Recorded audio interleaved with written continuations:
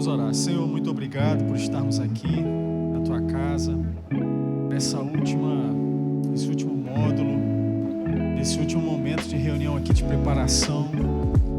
Então nós te agradecemos por estarmos aqui, que o Senhor nos guardou até aqui. Nós te agradecemos, ó Pai, por tudo que o Senhor vai fazer nesse Casa de Fé, nesse projeto lindo que o Senhor colocou no coração dos nossos pastores e colocou no nosso coração também. Fica conosco aqui, independente do tempo que for essa aula, por favor, que a gente sinta a Tua presença aqui, que a gente saia dessa aula melhor do que a gente entrou. No nome de Jesus, você pode dizer amém? Vamos lá, já colocou a sua presença aí? QR Code bonitão. Já tem atualizado aí. Eu acho que já está atualizado aí a última aula.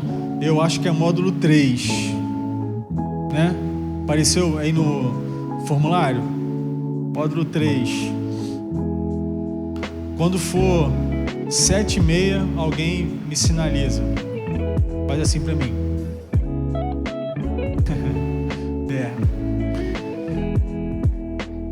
Beleza? Vai me ajudar aí, Dani? Beleza, pode passar primeiro. Como a gente estava falando, quando a gente estava falando nessa parte que é do Evangelismo por Fogo, é baseado num livro, certo? A gente já falou na aula passada, é baseado num livro, e o objetivo não é a gente ficar lendo aqui partes do livro.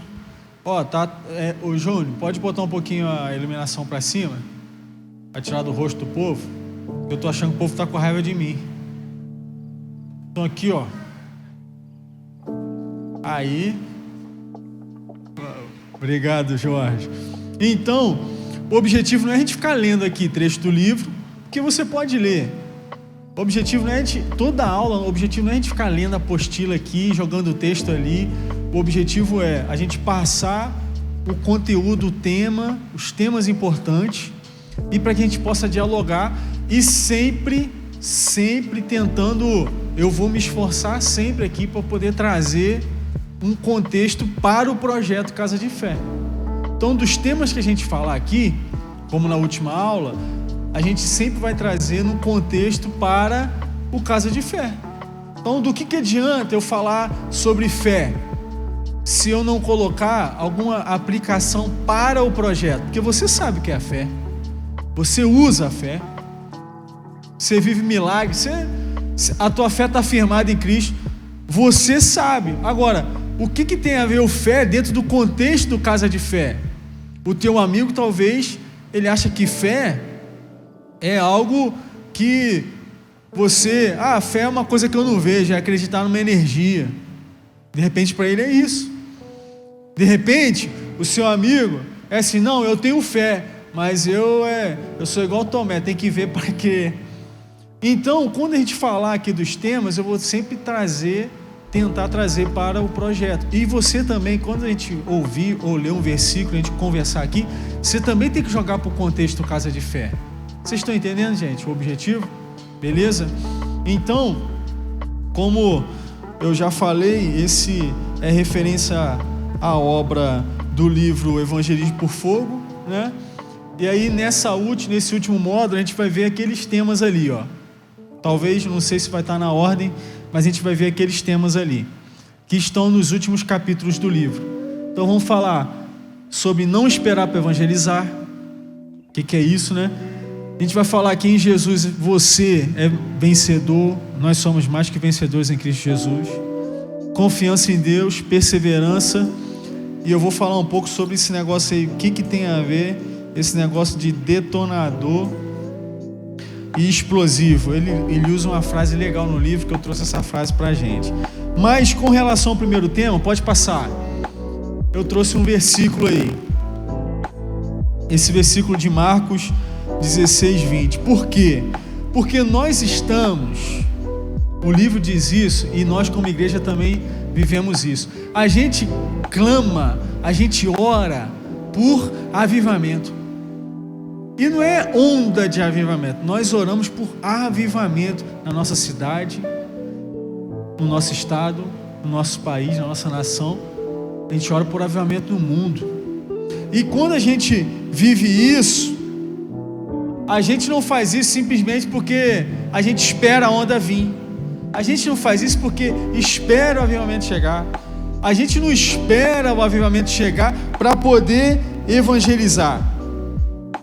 Nós não esperamos um tempo, tá vindo uma onda de avivamento no Brasil, no Rio de Janeiro. Opa, vou esperar esse tempo de avivamento no Brasil, no Rio de Janeiro. O pessoal tá com raiva de mim. Obrigado. No Brasil, no Rio de Janeiro, para eu poder me movimentar em evangelismo. A gente não faz isso. A gente não espera nisso. A gente não está esperando movimento para poder agir. Nós da atitude, nós não esperamos. Acredito que se tivesse um avivamento assim, bum, acontecendo, a pregação talvez seria mais fácil. A pregação do evangelho talvez seria mais fácil. As pessoas estariam mais tocadas. As coisas, sabe, a pessoa ia sentir na pele. Talvez a pregação seria mais fácil. Mas a gente não espera isso acontecer para poder pregar o evangelho, não. E duas provas que a gente não espera isso. Primeiro, as nossas células. As nossas células são oportunidades permanentes de evangelismo. Então a gente não espera a onda acontecer. Veja bem, não estou falando mal de onda de avivamento não, tá, gente? Estou falando que a gente não espera acontecer para poder se movimentar. E o outro lado, né, outra proposta que a gente tem, não apenas as células, que é a nossa vida da igreja, são as células, é o Casa de Fé. Então você que está aqui nessa aula, a gente que está aqui, nós somos a prova viva que a gente não espera acontecer para poder se movimentar. A gente se movimenta independente ou não. Amém, gente? Então, eu separei esse verso aí, Marcos 16, 20. Por que eu separei esse verso? Porque os discípulos sabiam que eles não deveriam esperar alguma coisa acontecer para poder pregar o evangelho. Olha o que esse texto diz. E eles, tendo partido, meteu o pé, certo?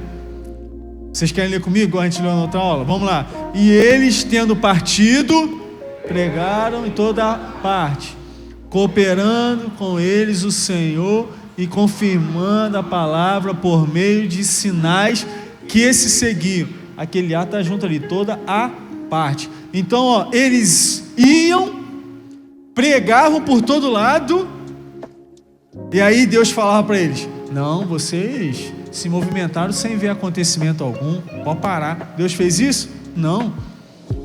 Cooperando com eles o Senhor. Coisa maravilhosa, gente, é a gente poder dizer que nós somos cooperadores da pregação do evangelho. Anjos queriam fazer isso, mas está na nossa mão fazer isso. É coisa maravilhosa. E o Senhor ia cooperando com eles e confirmando a palavra por meio de quê? Sinais. É o que a gente deseja no Casa de Fé. Almas se convertendo, pessoas se arrependendo, se convertendo, milagres acontecendo, sinais e maravilhas na Casa de Fé.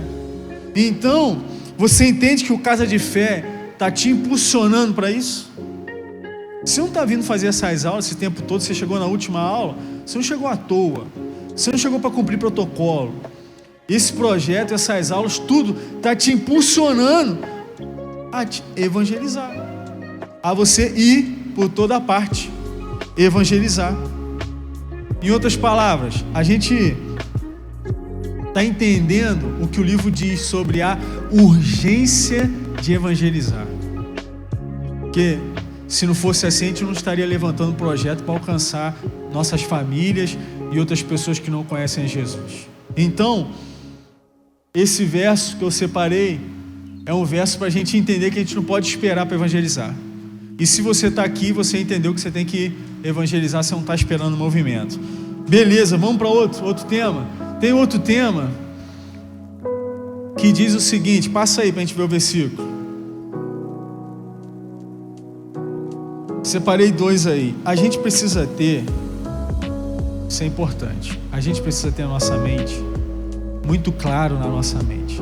Isso tem que estar muito firmado no nosso coração, que nós somos vencedores em Cristo Jesus. Deixa eu te falar uma coisa. Você acredita que tem gente que ela falhou tanto, errou tanto na vida, andou por caminhos tão tortuosos, e quando ela aceita Jesus, ela fala assim: nossa, a graça me alcançou, mas ela ainda se coloca no estado de vítima, de incapacidade. Ela se coloca num estado de... como se ela não fosse digna, sabe? De falar de Jesus para outras pessoas. Você acredita nisso?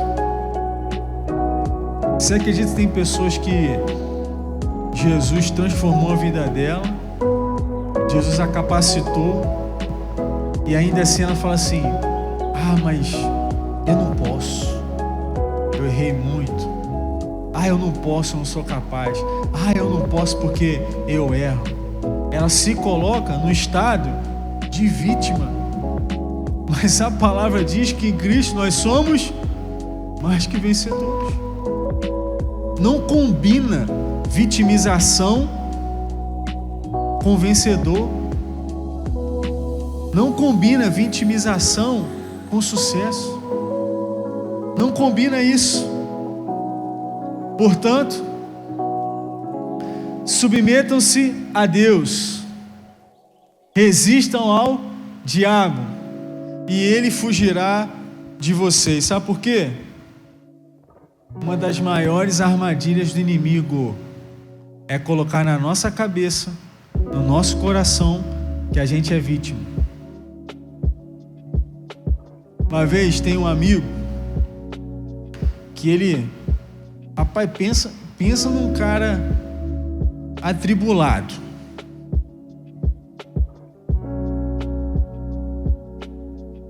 O cara fez muita besteira. Muita besteira. Só que ele se converteu. E aí, quando ele se converteu, ele se arrependeu dos pecados e ele caminhava na igreja. E aí, o que aconteceu? Deus abençoou ele. Deus deu, como diz os pentecostais, Deus deu uma varoa para ele. É igual o Jean que está com a varoa agora. Ih, tá gravando. Igual o Jean que está com a varoa. Deus abençoou. E olha só, Deus abençoou com uma noiva, a namorada depois se tornou noiva, que ela tinha se guardado a vida toda. E aí, quando ele foi casar, aí noivou, tudo certinho, tudo bonitinho, os dois, tudo certinho. Quando ele foi casar, no dia do casamento dele, olha o que o inimigo fez. No dia do casamento dele, botou na cabeça dele: ela, aquele vestido branco ali, é branco mesmo. O seu, você errou, você falhou, você não é digno. Ela tá a vida toda se guardando, você rodou e fez tudo de errado. Você para ela? Aí sabe o que aconteceu? Ele conta que, isso é verdade, tá, gente? Ele conta que ele, no dia do casamento, ele falou, começou a se colocar no estado de vítima. Mas entrou tal, quando estava ali no casamento, Deus usou o celebrante e falou assim: não torne impuro aquilo que Deus purificou. Aquilo veio como uma flecha no coração dele, que ele falou: nossa, eu estou me colocando no estado de vítima. Não é humildade. Humildade de dizer eu não sou digno, eu não mereço, é a graça de Deus. Humildade. Não é humildade, eu não estou falando de ser contra a humildade, eu estou falando de vitimização. Quando você se vitimiza, o inimigo começa a botar armadilha. E aí a gente cai nessas armadilhas.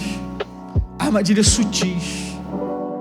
Então, quando você estiver na casa de fé, talvez você vai estar com um amigo e talvez você andou por alguns caminhos tortuosos também. Aí o teu amigo te conhece de tempos atrás. Aí o teu amigo pode, num momento como esse, falar assim: rapaz, quem diria, hein? Quem diria, rapaz? A gente que estava lá na bebedeira, e agora você está falando de Jesus para mim. Pode acontecer. Aí você tem que lembrar que em Jesus você é... Repete comigo. Em Jesus... Ih, vocês não são vencedor não. Em Jesus sou vencedor. É isso aí. Você tem que entender. Sou vencedor, você é vencedor. Como que a gente não cai na cilada do inimigo? Submetam-se a Deus, resistam ao diabo e ele fugirá de vocês. Tem um ponto ali nessa frase. Esse ponto significa que são duas frases ali. Na verdade são duas afirmações e que uma depende da outra, uma vem antes da outra. Primeiro você se submete, depois você resiste. Primeiro você se submete ao senhorio do Senhor. Muitos chamam Deus de Jesus, mestre, bom mestre. Poucos chamam ele de Senhor. Poucos reconhecem o senhorio dele. Muitos chamam Deus de Criador, mas não chamam de Pai. Então, submetam-se. Lembra daqueles rapazes que estavam pregando o evangelho? E eles, no nome de Jesus do Paulo, vocês lembram dessa passagem? Te repreendo e tal. Aí o troço ruim lá, o Sapiranga, virou para ele e falou assim: Jesus eu conheço, Paulo também, e vocês quem são? E ó, desceram-lhe a marreta neles. Aí muitos perguntam: mas o nome de Jesus tem poder? Sim, o nome de Jesus tem poder. Mas eles estavam submetidos a Jesus? Primeiro a gente se submete ao senhorio de Jesus, depois a gente resiste. E qual é a promessa ali, gente? O diabo vai fugir. Não tem para onde correr não, não vai correr para cima não, vai correr para o outro lado. Se vira, foge. Assim vai ser no casa de fé. Quando você chegar naquela casa de fé, você que está em submissão, está buscando ao Senhor, está em santidade, você vai entrar naquela casa e o diabo vai fugir daquela casa em nome de Jesus.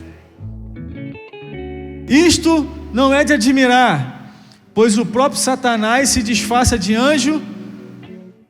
Talvez ele vai jogar, como eu dei o exemplo aqui, do amigo jogando uma piadinha, fazendo um comentário. Talvez o inimigo use estratégias assim. Por quê? Ele se disfarçou de anjo de luz, irmão. Então ele pode chegar sutilmente, pode lançar pequenos desafios, pode lançar sementes no teu coração. Mas qual é a nossa função? Não cair na cilada do inimigo. Não é pensar na sua capacidade, é pensar naquele que está conosco. Nós estamos submissos ao Senhor Jesus. A principal arma do inimigo é a mentira. E ele vai querer dizer para você, ele vai querer distorcer algumas verdades. Em Cristo eu sou mais que vencedor. Talvez não seja mais que vencedor não. Talvez você esteja vencendo. Você está entendendo, gente? O inimigo, ele é astuto. Ele vai querer colocar semente no seu coração para te desanimar no casa de fé. Mas a gente vai prosseguir no nome de Jesus. Qual é a grande dica para eu passar para o próximo ponto? O inimigo, uma das grandes estratégias dele é nos enganar, é a mentira. Para quê? Para dizer que a gente é capaz, que a gente vai na força do braço, que a gente estudou, que a gente faz, a gente acontece.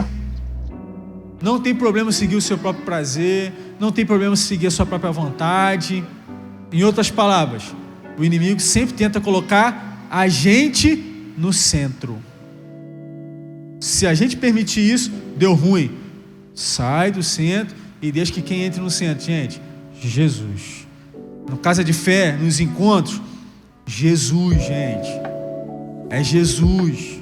É o Espírito Santo. É o Deus Pai. Tá claro isso, gente? Vamos lá, vamos partir. Manda outro. Confiança em Deus. O livro fala sobre oração. O livro ele fala, o autor ele usa uma frase legal, eu separei aqui, ele fala assim: a oração é a corda que nos conecta ao trono de Deus e permite que a sua vontade seja feita na terra. Quando ele coloca essa frase, ele está querendo dizer que a fé não é algo passivo. A fé, ela é ativa. A fé, ela está relacionada à ação. A fé não é algo passivo, não é uma crença em algo passiva. Você já parou para pensar nisso? Seja sincero, sim ou não? Você já parou para pensar que muitas vezes a gente exerce a nossa fé de forma passiva? Alguém tem ideia do que pode ser exercer uma fé passiva? É bom a gente raciocinar e pensar, porque talvez a nossa fé tenha sido assim, uma crença passiva. A gente nem está percebendo. Você consegue dar um exemplo de uma fé que ela é passiva?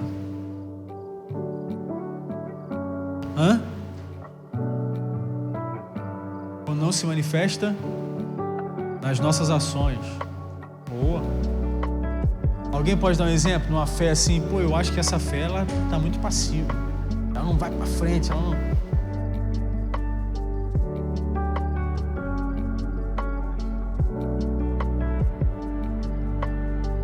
É quando a gente quer crer, mas quer fazer pela força do nosso braço. Pode falar.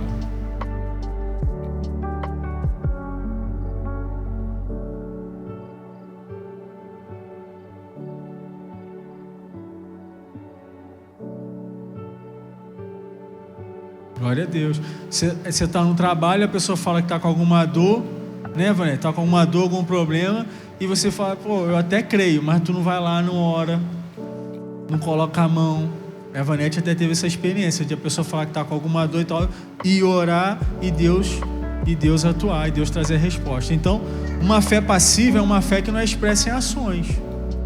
Toda vez que você acredita em algo, mas você não faz, não se coloca disponível, a sua fé, a sua crença está passiva. Então você tem que entender, quando você for por causa de fé, você já está tendo uma ação que você crê, gente.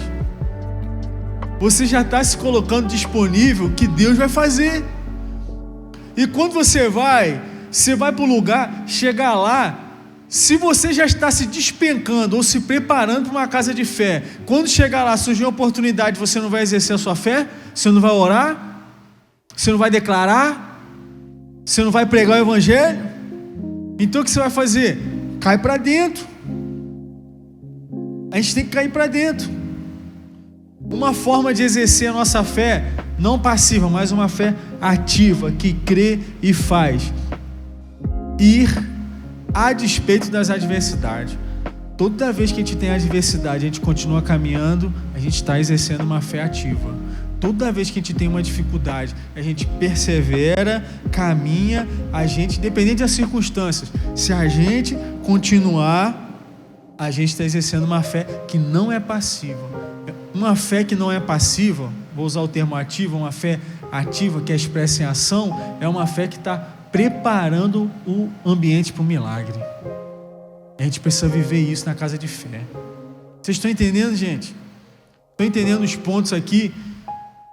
Que eu sei que a gente já fala muito, mas eu estou contextualizando por causa de fé, para a gente entender que a gente tem que exercer essas coisas no projeto. Olha lá, ora, a fé é a certeza daquilo que esperamos e a prova das coisas que não vemos. Seja qual for a dificuldade que possa surgir no caso de fé, nós vamos superar porque nós confiamos no Senhor. Amém, gente? Vamos para outro tema aí? Antes que alguém faça assim para mim.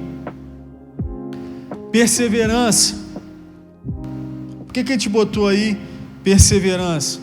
Porque perseverança, ela é vital, é o combustível quando a gente estiver diante de adversidade. É combustível quando a gente estiver diante de obstáculos que surgem no nosso caminho.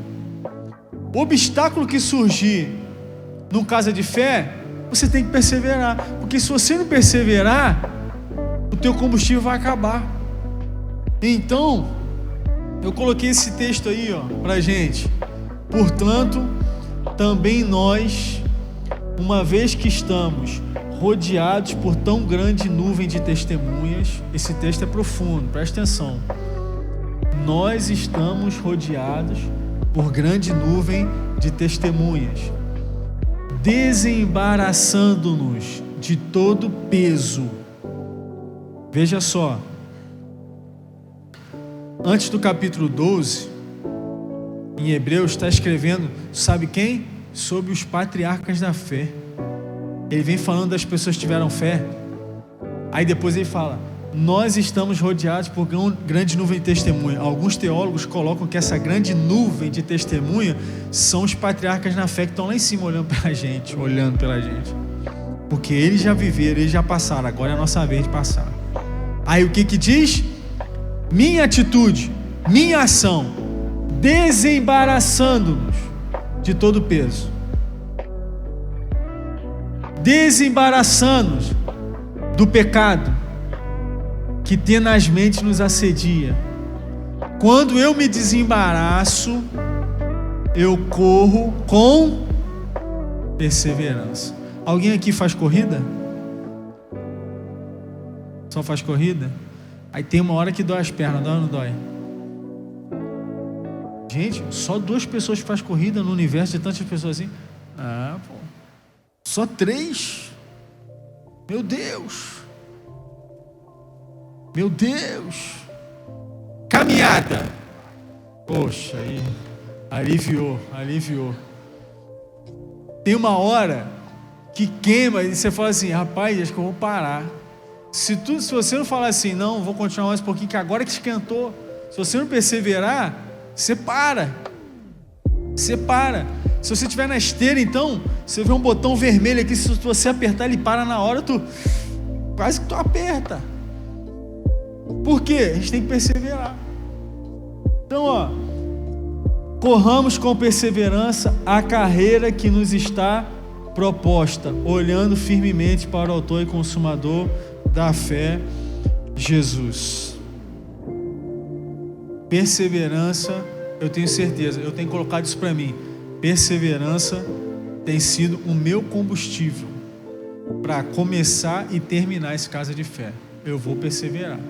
O meu amigo de fé, eu já consegui levar ele para a célula, mas não ficou. Já consegui trazer ele para a igreja, mas não ficou. Mas no casa de fé ele vai ir em nome de Jesus. E eu vou conseguir trazer ele para Jesus em nome de Jesus.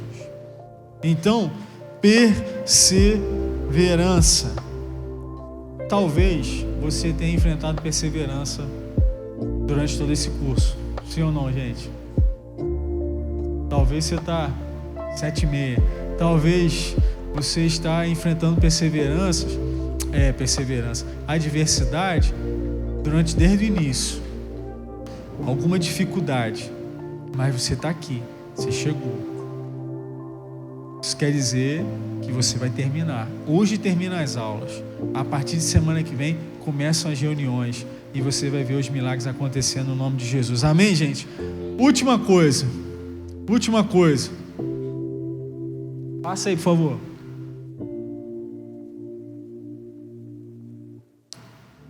Detonador explosivo.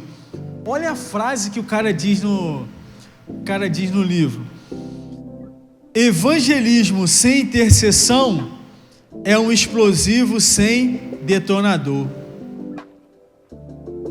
Evangelismo sem intercessão, sem orar, sem ter fé, é igual um explosivo sem detonador.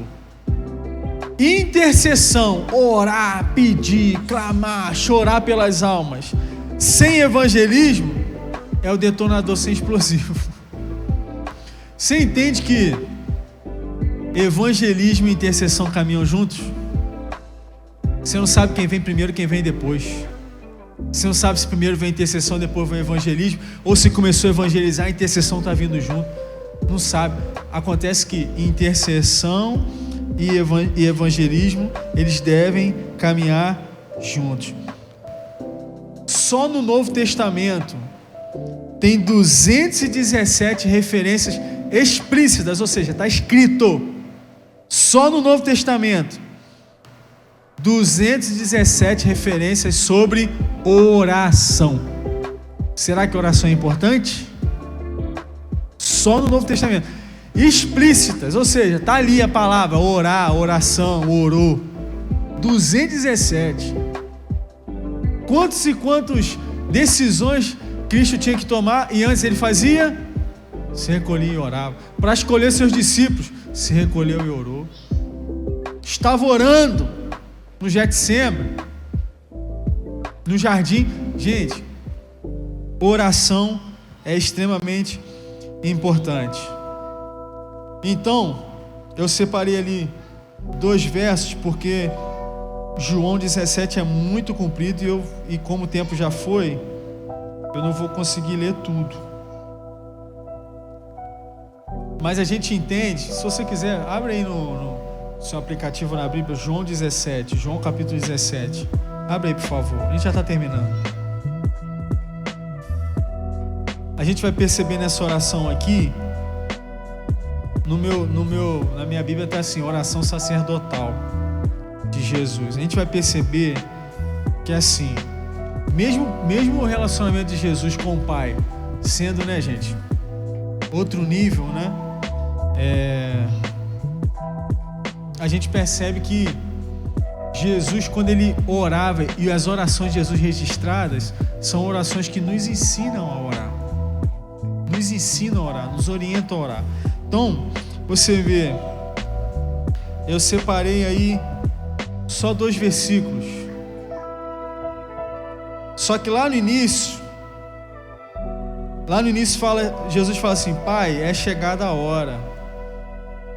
Jesus ia ser crucificado. Ele fala: glorifica o teu filho, para que o teu filho glorifique a ti. Assim como lhe deste autoridade sobre a humanidade, a fim de que lhe concedesse a vida eterna a todos os que lhe deste. E a vida eterna é esta: que conheçam a ti, o único Deus verdadeiro, e a Jesus Cristo a quem enviastes. Eu te glorifiquei na terra, realizando a obra que me deste para fazer. E agora, ó Pai, glorifica-me contigo, mesmo com a glória que eu tive junto de ti, antes que houvesse mundo. Manifestei o teu nome àqueles que me deste do mundo. Eram teus, tu os deste a mim, e eles têm guardado a tua palavra. Aí Jesus vai falando, Jesus rasga o coração para o Pai. Agora eles conhecem a palavra. Jesus vai falando isso. Eles guardaram a palavra.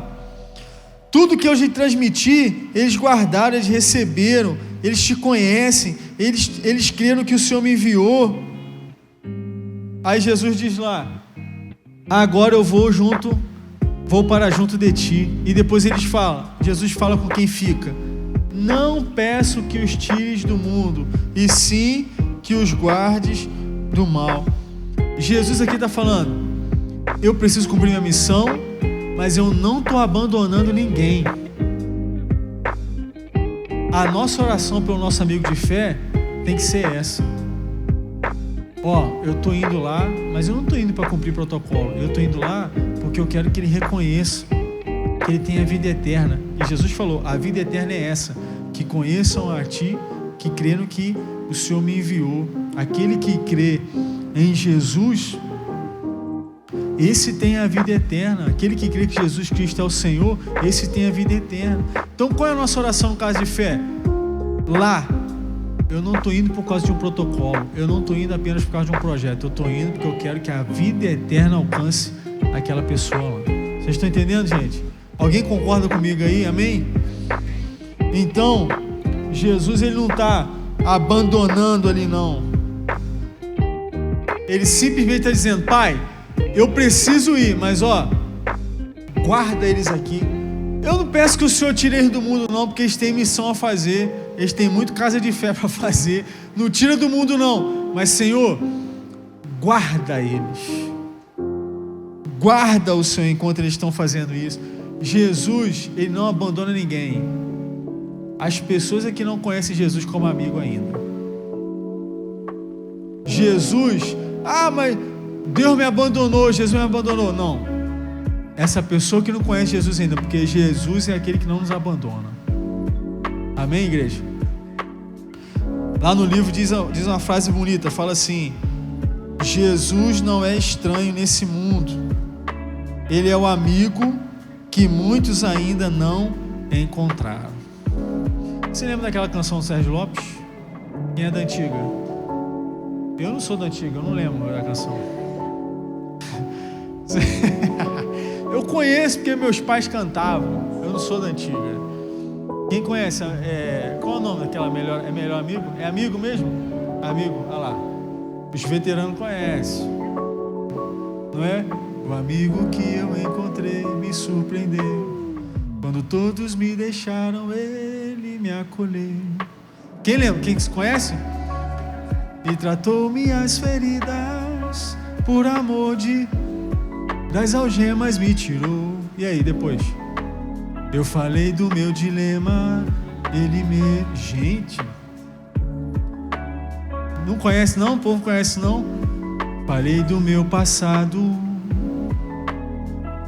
ele perdoou, não é? Gente, aí, o alto preço que ele mesmo já pagou. Ô, gente, coisa linda, né? As vidas era eu. Gente, pelo amor de Deus, quem não conhece, pesquisa lá, amigo Sérgio Lopes. Quem pode ser melhor amigo que o Senhor? Não é assim? Que nos deu a própria vida, renunciou. Quem pode ser melhor amigo que o Senhor? Gente, coisa linda. Que pelo servo a própria vida renunciou. Gente, coisa linda demais. Ó, Jesus é um amigo que não abandona ninguém. Se a pessoa não encontrou Jesus ainda e fala que está abandonada, ela não encontrou esse amigo. Mas eu creio que no Casa de Fé nós vamos representar esse amigo lá. Amém, gente? Vamos encerrar que já passou meu horário. Vamos ficar de pé. O que eu tenho guardado para mim nessas aulas, todos os temas, desde a visão da igreja até os outros temas que nós tivemos aqui, eu sempre estou tentando contextualizar para o Casa de Fé. Sempre estou tentando, cara, como que eu posso aplicar isso lá no Casa de Fé? Como que eu posso fazer isso com o meu amigo? Como que eu posso demonstrar isso para o meu amigo? Entendeu?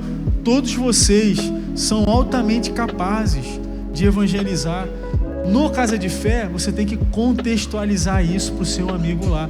E o Espírito Santo de Deus vai nos dar estratégia disso. E eu creio que sinais e maravilhas vão estar presentes no nome de Jesus. Amém? Faça assim com a sua mão. Senhor, eu quero declarar uma bênção especial sobre cada um. Hoje, nessa última aula, Deus, nesse último tempo aqui, eu quero te agradecer por cada vida aqui. Meu Deus, quantas pessoas decidiram estar aqui, Senhor. Decidiram se dedicar nesse tempo de aula, decidiram se dedicar durante todo o treinamento desse projeto. Pai, nós não vamos na força do nosso braço, nós vamos na força do braço que nunca se encolheu e nunca perdeu uma batalha, que é o braço forte do Senhor. Deus, nós estamos submissos a Ti, por isso nós cremos que onde nós entrarmos numa casa, onde será o Casa de Fé, onde terá um amigo de fé, Senhor, o inimigo vai fugir, em nome de Jesus. Eu creio, Senhor, que milagres acontecerão, e o maior milagre será uma vida, um pecador rendido ao Senhor, reconhecendo que só Tu és Deus, só Tu és Senhor, e nós Te agradecemos. Eu peço por cada um aqui que está com a mão estendida, Deus, que receba uma porção do alto, que receba uma unção nova, que receba um azeite fresco, que receba no seu coração um fogo queimando, um coração queimando pelo Senhor, um fogo do Espírito Santo que não nos dá descanso, como já dizia o profeta. Eu queria parar de evangelizar, eu queria parar de falar das coisas de Deus, mas tem um fogo cerrado no meu peito que não me dá descanso. Deus, eu peço esse fogo no nosso peito, e nos ajuda, que quando a gente estiver lá, Senhor, todo esse conhecimento, toda essa conversa, essas aulas, que a gente abra a boca, e a gente simplesmente abra a boca, e o Senhor coloque as palavras certas. Muito obrigado, porque o Senhor decidiu nesse tempo trazer um avivamento através desse projeto, e nós somos participantes disso. Eu te agradeço e abençoo a cada um aqui, no poder do nome de Jesus. Amém. Glória a Deus.